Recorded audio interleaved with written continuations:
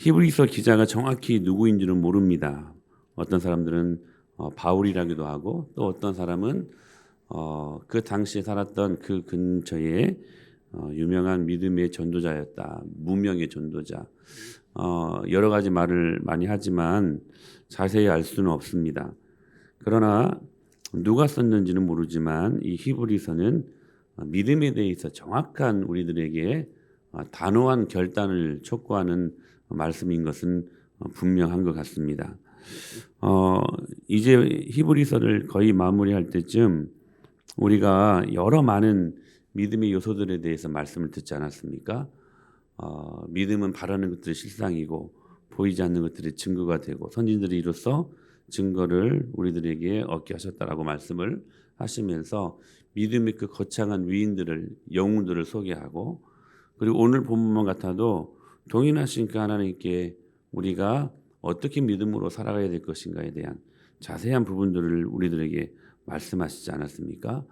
인싸가 되었지만 아싸의 삶으로 우리가 저 세상에 들어가서 누구도 가기 꺼려하고 힘들어하는 저곳으로 들어가서 그리스도의 복음을 입을 열어서 증거해야 되는 하나님의 사람들이다. 그리고 우리가 믿음으로 어떻게 살아가야 될지에 대한 자세하고도 구체적인 부분들을 말씀을 하시는데, 근데 이 말씀을 지금 마무리하면서 오늘 뜬금없이 오늘 이 본문 17절 말씀을 주시는 거예요.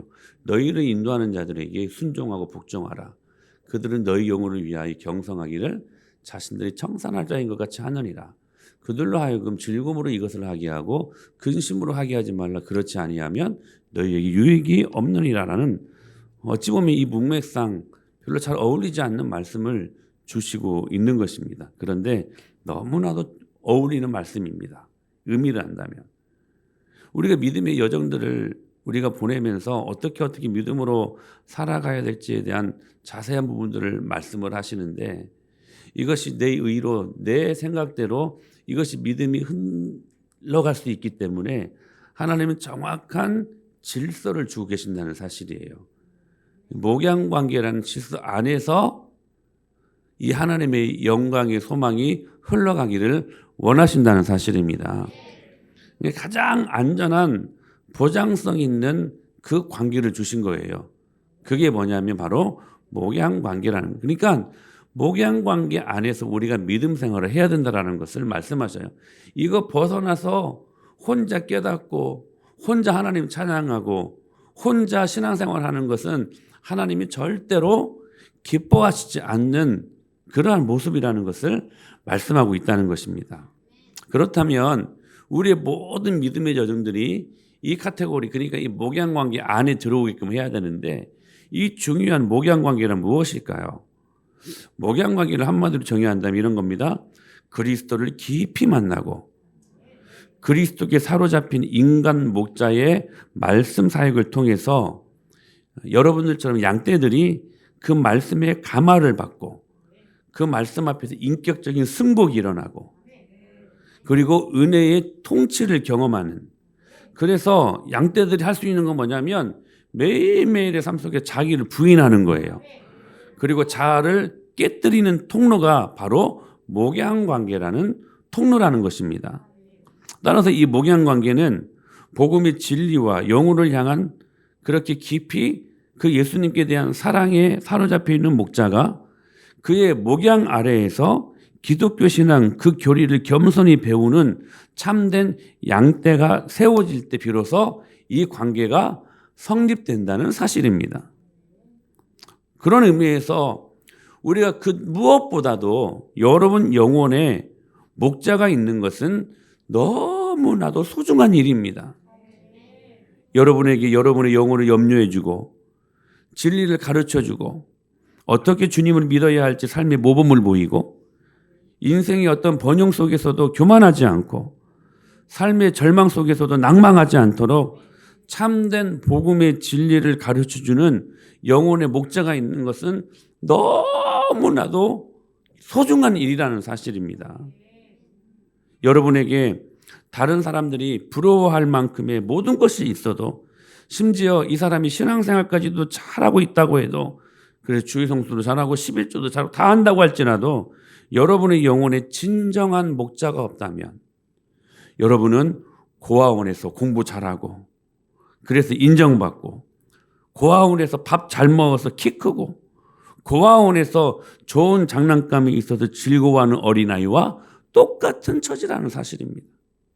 그래봤자 고아원 아닙니까? 그렇다면 나와 동일한 죄인이고 전적으로 타락한 사람이 어떻게 영혼들을 주님께로 인도하는 영혼의 목자가 될 수 있을까? 어떻게 하면 참 목자가 될 수 있고 그 참 목자를 만날 수 있을까? 우리가 기억해야 할 것은 교회 안에서는 언제나 거짓 목자와 참된 목자가 함께 있다는 사실입니다. 우리는 이 거짓 목자를 다른 말로 말하면 싹군이라고 하지, 싹군. 그것은 교회 안에 참 하나님의 백성인 양떼와 양의 탈을 쓴 늑대가 함께 공존한다는 의미와 같은 의미라는 사실입니다. 그렇다면 어떻게 해야 선한 목자와 그리고 싹군, 거짓 목자를 구별할 수 있을까 하는 것이죠. 예수님께서 이렇게 말씀하셨습니다. 요한복음 10장 2절에 문으로 들어가는 이는 양의 목자라 이렇게 말씀하셨습니다. 비슷한 내용의 말씀이 7절에서 나오는데 그러므로 예수께서 다시 이르시되 진실로 진실로 내가 너희에게 말하노니 나는 양의 문이라 이렇게 말씀하셨습니다. 예수님의 이 같은 말씀에는 당시 문화적인 배경이 깔려 있습니다. 이스라엘 사람들은 양들을 한 곳에 모아 사료로 그들을 키우지 않고 목자들이 양을 이끌고 광활한 목초지로 데리고 가서 풀을 먹이게 하는 그러한 식으로 목양을 합니다. 때문에 양을 모아서 밤을 지나게 하는 사이 간이 양사, 간이 막사를 만드는데 급한 대로 돌멩이나 바위들을 모아서 나지막하게 울타리를 세워놓고 긴 나무 막대기를 가로질러 놓고는 입구를 터놓습니다. 그리고 그 터진 입구를 문으로 삼는 것입니다. 바로 그 입구에 지팡이와 막대기를 든 목자들이 앉아 지키고 누워 거기에서 양떼들을 들이기도 하고 나오기도 한다는 사실입니다. 이것이 바로 예수님께서 하신 그 말씀이 나는 양의 문이라 라고 하시는 말씀의 배경인 것입니다. 그러므로 이 소명의 진정한 기원은 무엇일까 하는 것이죠. 그 목자가 가진 어떤 학위, 병든 자를 고칠 수 있는 신비한 신유의 능력, 그리고 그 누구도 탐할 수 없는 고상한 인격, 화려한 가문이나 어떤 혈통, 이런 것이 아닙니다. 이 소명의 진정한 이 기원은 어디에서 나오냐면 한 사람의 목양을 위한 목회자로 부르신 것은 바로 예수 그리스도를 통해서라는 사실입니다. 우리 주 예수 그리스도를 그 목자가 만나고 그분을 깊이 경험하는 것이 바로 목양회로의, 특별히 목자로의 부르심을 주님이 말씀하신다는 사실입니다. 마찬가지로 양떼들인 여러분들도 그 양의 문, 그 문을 통과해야 하나님의 양으로서 존재할 수 있는 기원이 된다는 사실입니다. 고로 목양관계, 목자나 여러분들이 양떼나 똑같이 예수 그리스도의 문을 통과한 사람들이 목양관계를 성립할 수 있게 되는 것이라는 것입니다. 저와 여러분들이 왜 만났습니까? 무엇 때문에 만났습니까? 우리가 여러분 만날 수 있는 공통 분모가 어디에 있습니까? 예수 그리스도. 저도 예수님을 만났고 여러분도 예수님을 만났기 때문에 목양관계를 주님께서 은혜마을교회를 통해 저희들에게 허락하셨다는 사실입니다. 예수님께서 베드로에게 교회를 맡겨 목자 삼으시기 전에 너 목회에 대하여 얼마나 잘 아느냐? 네가 내 양떼들을 사랑하느냐? 라고 물었을까요? 묻지 않았을까요? 묻지 않았습니다. 그것을 묻지 않았어요. 내가 너에게 이제 이 목양을 위임할 텐데 너 이제 목사로 내가 세울 건데 쉽게 말하면 너 이 목회를 얼마만큼 잘 아냐? 이렇게 묻지 않았어요. 네가 내 양떼들을 얼마만큼 사랑하느냐? 이렇게 묻지 않았어요. 뭘 물으셨어요? 네가 나를 사랑하느냐? 그걸 물으셨어요. 예수님이 베드로에게 인간 목자로 이 목양권을 위임하실 때에 베드로에게 딱 한 가지 하셨던 말씀이 그거였어요. 네가 나를 사랑하느냐. 즉 여기서 우리는 목양의 소명을 우리는 볼 수 있는데, 한 분 그리스도에 대한 깊은 체험과 거역할 수 없는 사랑으로부터 이 목양 관계는 출발한다는 사실입니다. 자, 양의 문을 저와 여러분들이 통과했기 때문에 만날 수 있는 것처럼, 목양 관계의 견고함은 무엇으로 더 깊이 견고하게 채워지냐면, 저도 하나님을 사랑하는 것에서부터, 여러분도 하나님을 깊이 사랑하는 것에서부터 목양 관계가 더 견고하게 세워질 수 있다는 사실입니다. 그러므로 매일매일 저도 예수님 사랑해야 되고, 여러분도 매일매일 예수님 사랑해야 된다는 사실이. 그러므로 그는 자기의 사랑하는 양떼들을 만나기 전에 먼저 누구를 만난 사람들입니까? 목자들이 예수님을 만난 사람들입니다. 여러분들도 마찬가지예요. 저를 만나기 전에 여러분들은 먼저 예수 그리스도를 만난 사람들이어야만 합니다. 그 특별한 주인과의 만남을 통해서 목양을 위한 소명, 그리고 특히 목자 같은 경우에는 설교의 소명을 얻게 된다는 사실인, 한 교회를 목양하는 목사는 단지 예배를 위해 설교하는 사람만은 또한 아닙니다. 목사의 사명은 단지 교인들을 은혜받게 하는 데 있지 않다는 거예요. 물론 은혜도 받게 해야 되지요. 그러나 사역이 거기에만 집중되는 것이 아니라는 거예요. 성도들 향한 그의 피를 토하는 목자들의 설교도, 눈물로 부르짖는 기도도 단지 여러분들이 교회 잘 다니는 사람이 되게 하기 위함이 아니라는 것입니다. 목사의 모든 수고와 사역의 마지막은 여러분이 이 땅에서 어떻게 거룩한 삶을 살아갈 것인가에 대한 그 답을 줄 수 있는 설교와 그 답을 줄 수 있는 목양이 되어야 된다는 사실입니다. 그래서 목사의 가장 큰 기쁨은 어디에 있냐면, 말씀을 잘 경청하고 그 말씀대로 여러분의 일주일의 모든 삶 속에서 순종할 때에 목자들이 누릴 수 있는 그보다 더 큰 선물은 없고 기쁨은 없다는 사실입니다. 진짜 바른 목자는 그것 때문에 기뻐하는 사람들이에요. 그런 면에서 목사는 가난한 자를 돕는 사회복지사도 아니고, 좋은 선한 사람도 아니고, 친절한 사람도 아니고, 여러분들은 이 목자를 향하여 목자상이 뭐냐면 좋은 레스토랑에 좋은 서빙 잘하는 고급 지배인과 같기를 원한다는 사실들이에요. 근데 목회자는 고급 레스토랑에 여러분들 비위 맞추면서 칼질하다가 갑자기 이게 너무 질겼던 모양이야, 딱 했는데 팅 하고 칼이 떨어져 버렸어. 그러면 요즘 어때요, 여러분? 옛날 우리 경양식장에 갔으면 우리가 주웠거든요. 근데 못 죽게 해요.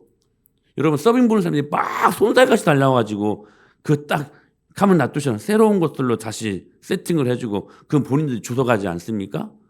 좋은 고급 레스토랑에 친절하고 나이스한 젠틀한 그런 지배인과 같은 목사를 원한다는 사실이에요. 그래서 목사는 절대로 화내면 안 돼요. 여러분, 그래서 목사는 절대 여러분들 책망하면 안 돼요. 요즘 현대 그리스도인들이 원하는 목자상이라는 거예요. 이런 모습들이. 어떤 사람은 이런 거예요. 다른 사람에게 꼭 무당처럼 복을 빌어줄 수 있는 사람이어야 된다라고 목자상을 갖고 있어요. 이런 일은 여러분, 인간 사회에서 중요한 일이지만 목사가 해야 될 일은 아닙니다. 우리 모두는 이런 목사들을 원하지 않습니까, 사실? 그러나 목사는 사실 이런 일들과는 전혀 상관이 없습니다. 아니, 없어야 합니다.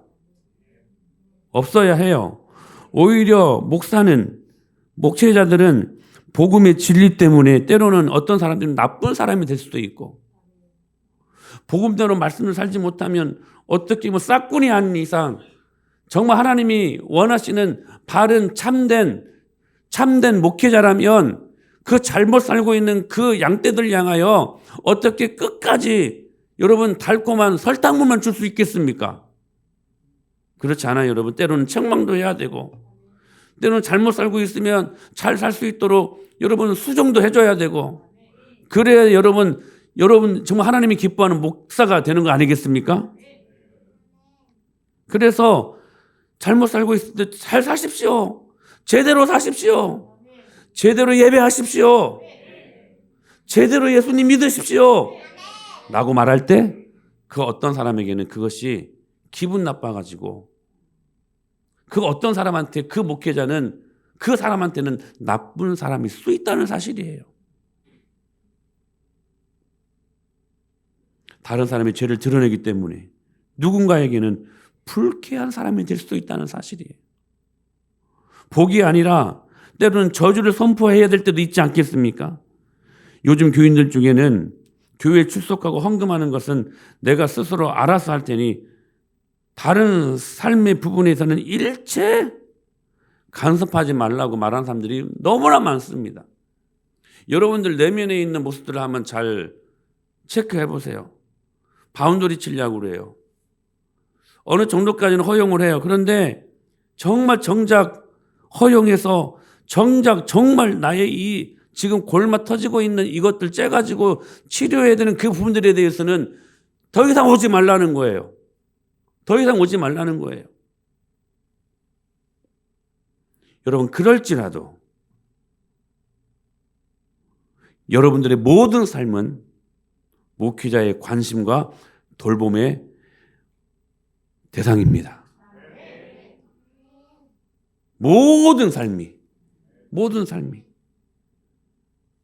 심지어는 제가 그렇게까지 말하잖아요. 여러분의 부부 관계, 섹스, 그것까지도 목회자의 돌봄의 영역이라는 거예요. 그러니까 여러분의 모든 삶의 영역은 다 목회 돌봄의 영역이라는 거예요. 여러분 방금 제가 말한 거 부부관계 가장 적나라한 거 아닙니까? 심지어는 그것까지도. 그래서 제가 여러분 지난 시간에 결혼 생활을 귀히 여기라고 말씀드리면서 그렇게 여러분 제가 좀 자세하게 말씀드리지 않았습니까? 목사는 교인들의 전 삶의 영역에서 거룩한 삶을 살도록 목양하기 위해 부름받은 사람이라는 거예요. 우리 중에도 한때는 이 말씀 오해한 사람들이 있어요.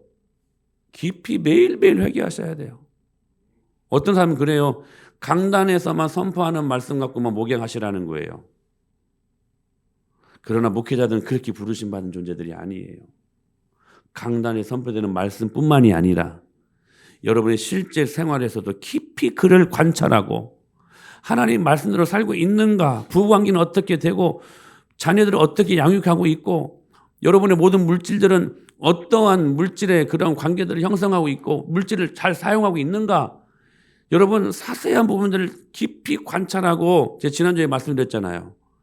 여러분 엔트로피를 깨트리는 주님의 통로가 있다고요. 권위자의 간섭이라는 거예요. 이게 목양관계예요. 목양관계예요, 이게. 만약 교인들의 가정에서 남편과 아내의 관계가 잘못되어 있다면 목사에게는 그것을 지적하고 바르게 가르쳐요. 바로 잡아줘야 될 책임이 목회자에게 있다는 사실이에요. 만약 교인들의 가정에서 바른 아이들에 대한 훈육이 이루어지지 아니하면 그것 역시도 목회자의 돌봄의 대상이라는 거예요. 사업을 어떻게 하면 성공하는지 비결을 가르쳐 줄 수는 없지만 그 사업의 운영 방식이 불신앙적이라면 그 부당함을 지적해 줄 줄 알아야 되고 책망할 줄 알아야 되는 게 목회자의 모습이라는 거예요. 왜냐하면 목사는 사업에 대해서는 돈 어떻게 하면 잘 벌릴까 이건 잘 알 수 없지만 그 사업을 통해 하나님의 백성답게 살아가야 된다는 것은 너무나도 잘 알고 있기 때문에 여러분 이런 목회자들의 자기 인식이 뭔지 아세요? 나는 그리스도의 종이라는 것입니다. 여러분이 저를 어떻게 볼지라도 저는 그거 하나 자부심이 있습니다. 나는 예수 그리스도의 종입니다. 저는요 예수님의 종이에요. 여러분의 종 아니야. 착각하지 마세요. 저는 예수님의 종이에요. 저 정확히 말하면 저는요, 예수님의 노예야. 양떼의 종이 아니에요. 어떤 분들은 어떤 교회에서는 대표 기도를 장로님들 시키면 주의 종이라고 말해야 되는데 주의라는 말을 빼요. 주의 소유격 아니면 소유격? 하나님의 종이라고 말해야 되잖아요. 그런데 그냥 종이라고 말해요. 종이라고. 여러분, 목회자는요, 여러분들의 종이 아니에요. 하나님의 종이야. 근데 어떨 때 보면 여러분의 종처럼 여기는 교회들이 얼마나 많은지 몰라. 얼마나 많은지 몰라. 여러분, 이 소명은 곧 양의 문이신 예수 그리스도와의 깊은 만남을 통해서 이루어진다는 거. 예수님께 특별히 부름받아서 그분이 하셔야 할 일을 대신하도록 부름받은 사실이라는 것입니다. 그래서 사도행전 20장 28절 띄워주세요. 시작. 여러분은 자기를 위하여 또는 온 양떼를 위하여 삼가라. 성령이 그들 가운데 여러분을 감독자로 삼고 하나님이 자기 피로 사신 교회를 뭐라고 말씀하셨어요? 여러분은 자기를 위하여, 지금 감독자들에게 하는 말이에요. 목사들에게 하는 말이에요. 여러분은 자기를 위하여 또는 온 양떼를 위하여 삼가라. 삼가라는 거예요. 통제하라는 거예요. 먹고 싶은 거 어떻게 다 먹고 목회하겠느냐? 자고 싶은 거 어떻게 다 자고 목회하겠느냐? 놀고 싶은 거 어떻게 다 놀고 목회하겠느냐? 삼가라 말씀하시는 거예요. 저는 여러분 이 말씀을 목회의 철학으로 알고 저는 이 말씀 믿고 저는 순종하려고 합니다. 삼가해야 돼요. 목회자는 삼가하는 존재들이에요. 어떻게 하고 싶은 거 다 하고 살 수 있어요, 목회자가. 어떻게 자고 싶은 거 다 자고 목회할 수 있어요.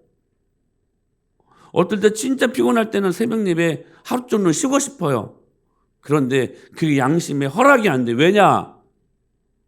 내 양떼들은 새벽에 나와서 기도하는데. 어떻게 목자가, 여러분, 단 하루라도 저는 그런 자유함이 없어요. 저는 그것이 맞다고 생각을 해요. 그게요, 양떼를 위하여 삼가하는 거예요. 그리고 그 목자들에게 뭐라고 말씀하시냐면 성령이 그들 가운데 여러분을 감독자로 삼고 하나님이 자기 피로 사신 교회를 보살피게 하셨느니라. 목양하게 하셨대요. 정확히 이게 보살피게 하셨다는 목양하게 하셨다는 말이에요. 목양하게 하셨다. 그러므로 목사는 교회에서 주는 생활비로 생활하지만 교회에 의하여 고용된 사람이 절대 아니라는 것입니다. 교회가 이 목회자를 부르고 교인들이 불렀기 때문에 요즘은 투표를 해서 청빙에 오지 않습니까? 그것 때문에 거기 있는 사람이 아니라 결국 그 길을 인도하신 하나님이 부르셨기 때문에 있는 사람이 목회자라는 거예요. 누군가 이렇게 참 우스꽝스러운, 참 우픈 이야기를 한 적이 있습니다. 오늘날의 교회의 장로는 회사로 치면 대주주이고 집사들은 소액주주, 원로 목사는 명예회장이고 담임 목사는 그냥 고용 바지사장이다. 이렇게 말하는 사람들도 있습니다. 얼마나 목양관계가 심각하게 훼손되었는지를 이런 말들로 대변할 수 있을 것입니다. 우리 예수님이 이렇게 말씀하셨어요. 요한복음 10장 2절에 문으로 들어가는 이는 양의 목자라. 양의 목자래. 양의 목자. 이 말씀은 양과 목자가 절대로 여러분 떨어질 수 없는 관계를 보여주는 말씀이죠. 양떼인 여러분이 만일 목회자와의 관계를 포기하면 그것은 무엇을 포기하는 거냐면 신앙을 포기하는 것이라는 거예요. 여러분, 이런 말씀을 여러분들이 진짜 새겨서 잘 들어야 돼요. 우리 주위에는 코로나가 그 사람들에게 있어서는 너무나 달콤한 그냥 통로가 되어버렸어요. 교인들과의 관계도 싫고 목사님과의 관계도 싫고 잘됐다 하고 코로나를 기쁨으로 받는 사람들이 얼마나 많은지 몰라요. 그래서 교회에서 다 인정해 주잖아요. 집에 가서 TV 앞에서 편안하게 반바지 입고 속옷 입고 예배합니다. 말씀 듣다가 심심하면 과자도 먹고요. 잠올 것 같으면 커피도 한 잔 마시고요. 그리고 어느 순간 은혜 받으면 온라인으로 헌금도 합니다. 여러분, 그게 예배예요? 예배일 수 없지.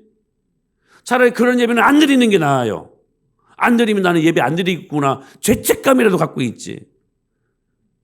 온라인 예배에서 어차피 자기는 예배 드린다는 거예요. 그걸 하나님이 사실은 인정하지도 않고 받지도 아니하시는데 그걸 예배이냐 착각하고 드린다는 거예요. 그건 예배 아니에요, 여러분. 그건 예배 아니에요.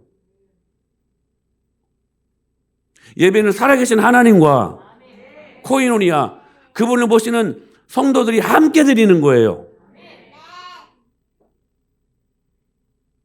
그러므로 여러분은 반드시 아셔야 돼요. 이 목양 관계가 없이 혼자 신앙생활하는 것은 하나님이 절대로 원하시지 않는 거.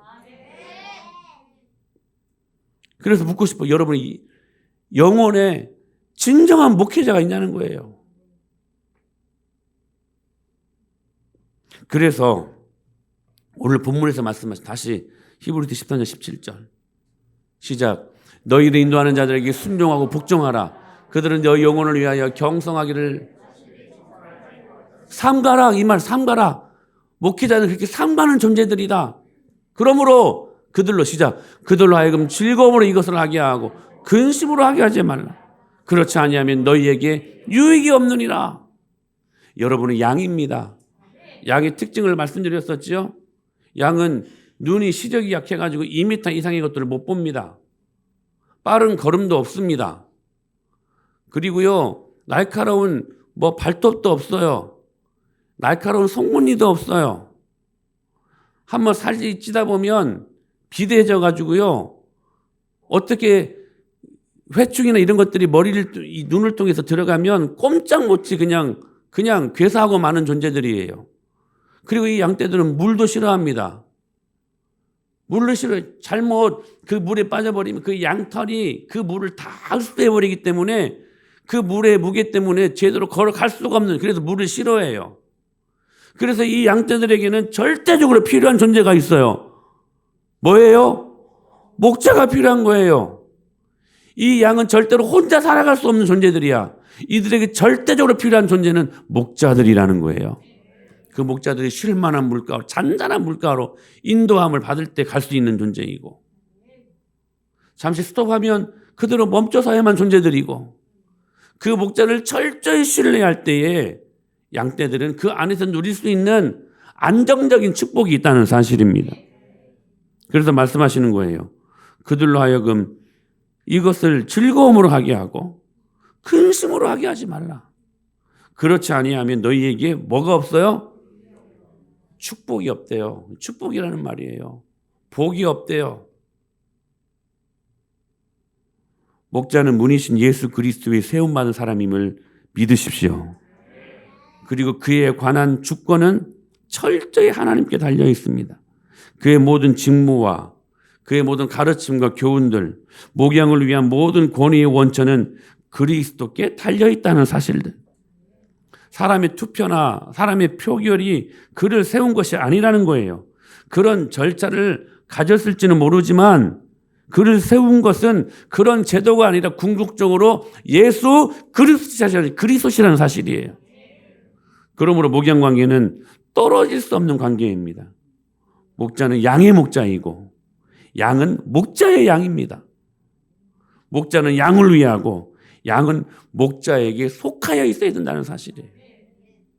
우리 주위에 매스컴으로 일어나는 거짓 목회자들 때문에 이 바른 가장 아름다운 목양 관계가 너무나 많이 매스컴에 의해서 훼손되고 있어요.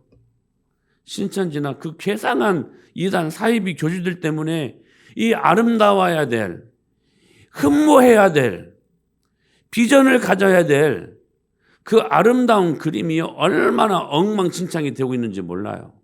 그럴지라도 성경에서 말씀하시는 목양관계는 반드시 여러분 세워져야만 합니다. 잊지 마세요. 우리를 부르신 것은 예수 그리스도시고 우리는 그분께 속해 있다는 사실들. 목회자도 그리스도 때문에 거기 있는 사람들이라는 것입니다. 사랑하는 여러분, 히브리서 기자가 이 진리를 너무나도 깊이 지금 인식하고 있는 것 같아요. 우리가 어디에서 어떤 모습으로 믿음 생활을 하든 결국 이 카테고리 안에 있어야 된다는 거예요. 목양관계 안에 있어야 된다는 거예요. 여러분들이 인도하는 사람들이 얼마만큼 복종하려고 하고 순종하려고 하십니까? 그들로 하여금, 그러니까 목회자들로 하여금 얼마만큼 즐겁게 목회할 수 있도록 목회를 나는 돕고 있는가 한번 점검해 보시기를 바랍니다. 하나님의 축복 아래에 있는 저와 여러분들이 될 수 있기를 축원합니다. 그래서 7절 말씀 한번 읽어봐요. 7절. 하나님의 말씀을 너희에게 일러주고 너희를 인도하던 자들을 생각하며 그들의 행실의 결말을 주의하여 보고 그들의 믿음을, 자 보세요. 원래 이 말씀 믿음장이니까 믿음의 대상이신 예수님을 본받고 예수님을 생각하고 예수님의 그 행실의 십자가의 결말을 주의하여, 이렇게 말해야 되는 게 맞지 않아요? 근데 지금 뭐라고 말씀하시냐면 하나님의 말씀을 너희에게 일러주고 너희를 인도하던 그 목자들을 깊이 생각하라는 거예요. 그들의 행실의 결말을 주의하여 보고 그들의 믿음을 어떻게 하래요? 본받으래요. 그래서 바울은 뭐라고 말합니까? 내가 예수님을 본받는 자 된 것처럼 너희도 나를 본받는 자가 되라.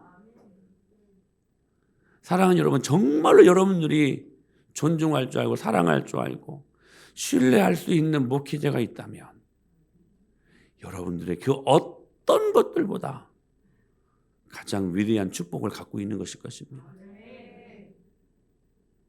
그런 목양 관계가 우리 안에 아름답게 세워질 수 있게 되길 축복합니다. 제가 여러분들이 사는 것들을 보면서 때로 칭찬할 때 얼마나 기뻐요. 때로 여러분이 잘못 살고 있을 때 여러분 이 목회자가 고민하지 않고 말할 수 있는 사람이 되어야 돼.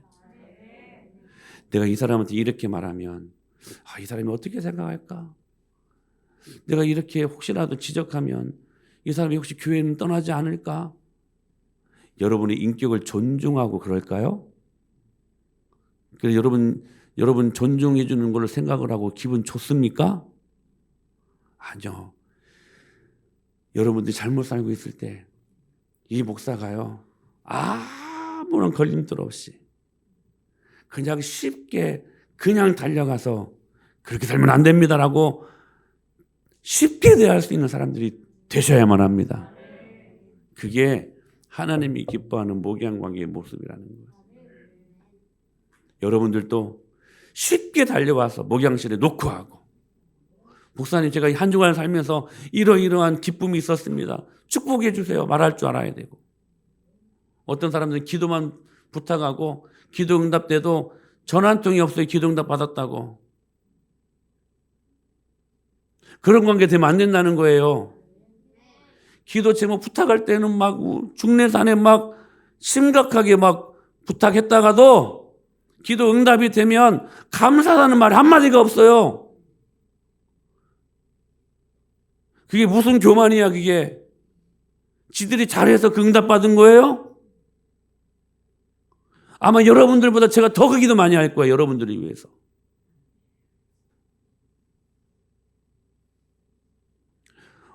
목양실은 여러분 가볍게 녹화하고 들어와야 돼요. 우리 교회에서 가장 목양실에 녹화를 잘하고 쉽게 들어오는 친구가 누군지 아세요? 하영이. 하영이 그냥 훅 들어와요. 그러면서 얼마나 웃는 얼굴로 목사를 만나려고 하는지 몰라요. 물론 때로는 젤리 때문에 올 수도 있고 과자 때문에 올 수도 있지만, 저 올해 아시골에 가 있을 때 누군가 사진을 하나 찍어서 보내줬는데 문이 잠겨 있으니까 하영이가 막 제 목양실 문을 잡고 막 통곡을 하면서 우는 사진을 나한테 보내줬어. 그 문 열려고. 하나님 보실 때 얼마나 예쁠까 그런 모습들이. 지들 잘나서 지들 그냥 힘으로 살아가는 것이 아니라 이 목양관계 아름다움을 알고 때로 어려울 때 목사님 기도해 주세요. 제가 이러이러한 고민이 있습니다. 여러분 목회자를 여러분들이 가까이 하지 않는 것은 어떤 의미를 말씀드리는 거냐면 여러분들이 하나님과의 관계 속에서 거리가 멀다는 거예요. 이거 떼어놓고 하나님과 가까이 할 수 없는 거라는 거야. 이게 과정이라니까, 거쳐야 될 통로라니까. 너무나 많은 사람들이 몰라요. 너무나 많이 몰라요. 우리 김주석 원사님 이제 들어오신 지 얼마 안 되셨음에도 불구하고 자신의 그 약함, 연약함, 육신의 연약함을 놓고 들어오셔서 그 쉽지 않았을 거예요. 아마 특히 어르신들 더 쉽지 않을 거예요. 들어오셔서 기도 제목 부탁하고 기도받고, 저희 어머니 같은 연령대이지만 영적으로 보면, 목양관계에서 보면 제 새끼 아닙니까?